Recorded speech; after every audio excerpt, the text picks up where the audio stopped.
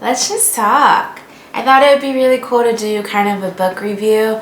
One of my goals last year was to read more. I had a goal of reading 24 books. I didn't hit that. Boo. But I did read roughly probably at least upward of 12. But I decided to choose some of my favorite books that I read last year and share them because I personally love book recommendations. So I hope this is a blessing and I hope this is helpful to somebody out there. Alright, I will start off with A Man's Search for Meaning, which I had been wanting to read for a very long time. Viktor Frankl, who's the author, was somebody that I had heard about probably years ago, because he started logotherapy, which is basically an emphasis on meaning. And so one of my favorite quotes from him that I knew of prior to reading this book is, "A man suffering ceases to be suffering the moment it finds meaning." And so the book takes you through his firsthand experience through the Holocaust, what he witnessed, what he saw, how it made him question how there's people who can be stripped of everything but still remain and have dignity and still hold themselves and look out for others. And so that's kind of where it starts, is him realizing, again, people being stripped down and how they're treated horribly, but yet some people can still have like kindness in their heart. And so highly recommend it because one, it's educational, but it's also such a much needed way to approach life, especially like trials and tribulations. It's a healthy approach when it comes to how we look at them and how we take them on. And so I loved it. Interestingly enough, when I was reading this book, someone else recommended another book, The Untethered Soul, which I did like it, but it was a little bit different to digest. It is very much like New Age, power of now, how we approach things, how we kind of detach from feeling and emotions and all of that. And I don't know if that's the space that I personally need to be in right now. I think I spent a lot of time detaching, so I don't know. It really depends what season of your life you're in, but it is a good book. I do think if you were between these two, I would probably lean more towards Man's Search for Meaning. I think I will need to reread it and dissect it a little bit more because there might have been stuff that I missed. Diana, who is a new YouTube friend of mine, recommended The War of Art, and I've actually been loving it. I'm roughly a third left, and it's so easy to read and it's very useful. It's a good way to stop resisting yourself and like tune in and reach more of your potential and stop getting out of your own way. So thank you. A Culture of Happiness. I read this and I loved it. It's basically about Bhutan.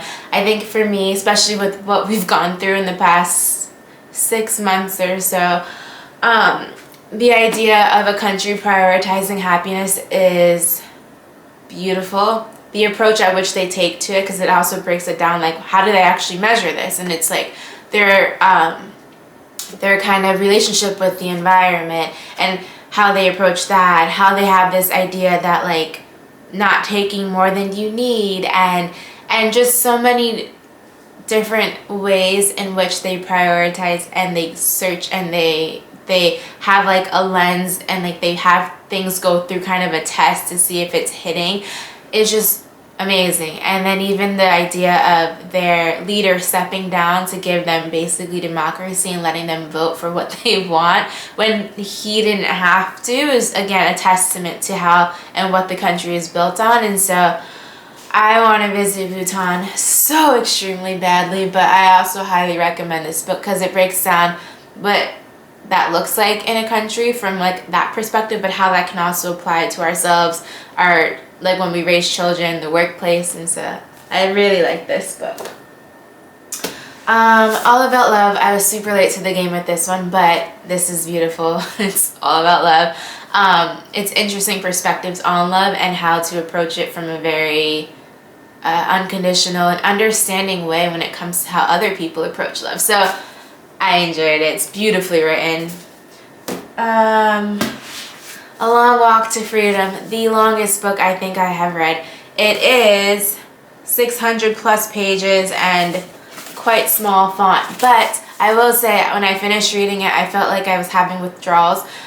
This is an autobiography on Nelson Mandela, and I feel like a lot of us just knew Nelson Mandela from like the later stages of his life, but we didn't know in detail his childhood or his experience in jail and the different factors that came into place. And so it gives you a very first-hand experience of what his life was growing up from beginning to end. And so I thoroughly enjoyed it. It's so much to learn, especially when it comes to South Africa. But again, definitely recommend this one. This is one of the few autobiographies that I've actually read, believe it or not. Stay True, which is actually a newer book in comparison, I think, to most of those.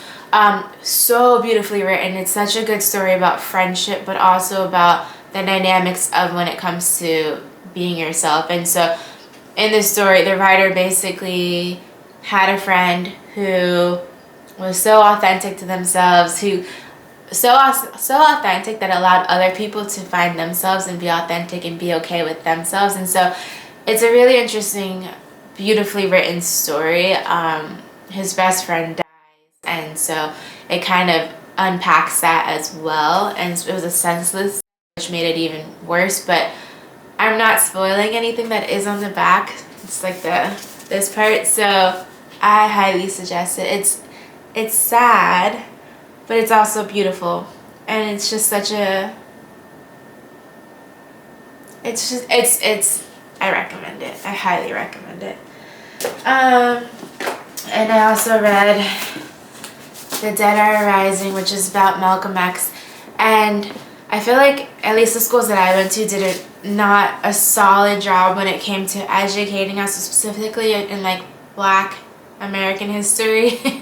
I mean, they use February and they make it very fluffy, but I really wanted to educate myself a lot more this year, and so I read The Dead Are Rising, and it's not like his autobiography because it's written from more of a outsider's perspective that did research, but it does dive into the different areas and avenues of Malcolm X's life, and when it comes to the Nation of Islam and the FBI, and so I thought this was very interesting.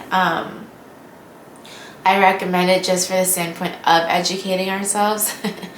And another book that I am partially through with reading is The Color of Money. Again, education, specifically when it comes to Black wealth, and specifically in America, and seeing the different systematic things that were implemented to kind of prevent Black wealth.